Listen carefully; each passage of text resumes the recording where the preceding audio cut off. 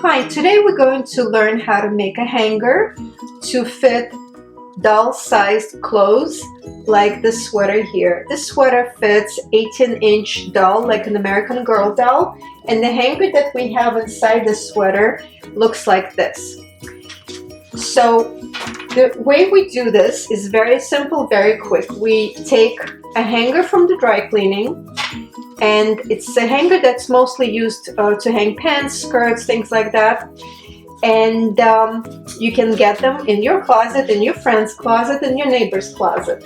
Now it's very important that we use this specific hanger and not any other hanger from the dry cleaning for several reasons, and let me show you the difference. So these are a couple of other hangers from the dry cleaning, and you see that they don't have the tube, the cardboard tube, and also the tip of the hanger, where ours is very nice and smooth and curved. These guys are very sharp, and we don't want anything sharp when we use things for the children. So we're going to be using this hanger right here. Now, as for the tools, we're going to need pliers to bend the wire. We're going to need scissors to cut the tube. So we bend the wire, cut the tube. We're going to need something to measure, whether it's the ruler or tape measure. We're also going to need, it's not a necessity, but it's a good idea to have it, a tape, whether it's masking tape, painter's tape, or even electrical tape. You may need this.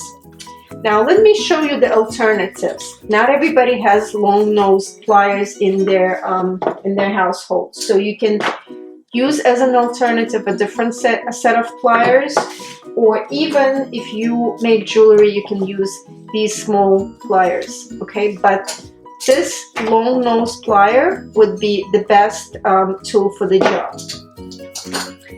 As for the ruler, like I said, you can use a straight ruler, you can use measuring tape. Today we're going to use a measuring tape. Scissors should be heavy-duty scissors from the kitchen because they need to cut through this cardboard. And as far as the tape is optional because what you use this for is to wrap the tip of the pliers so it does not scratch the cardboard, the wire.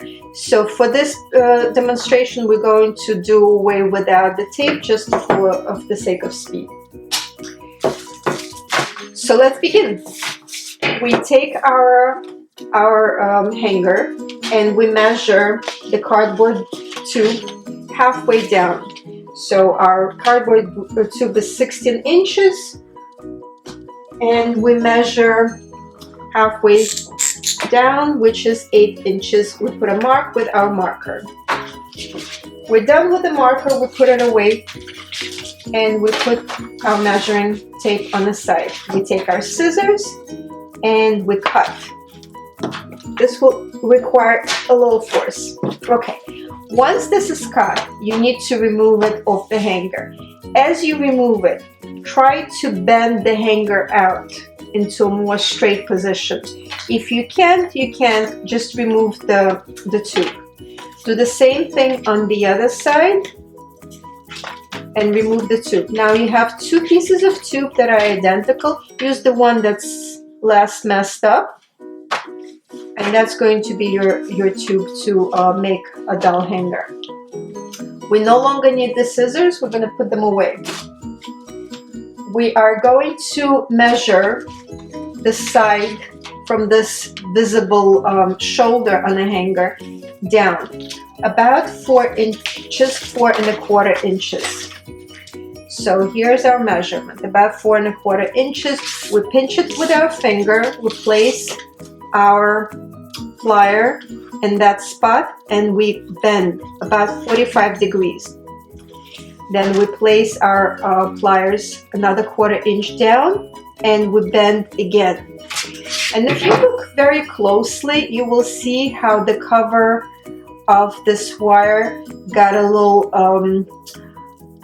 cut with my pliers, and that's what you would want to avoid if you were making a really fancy hanger for yourself that you don't want this kind of a damage.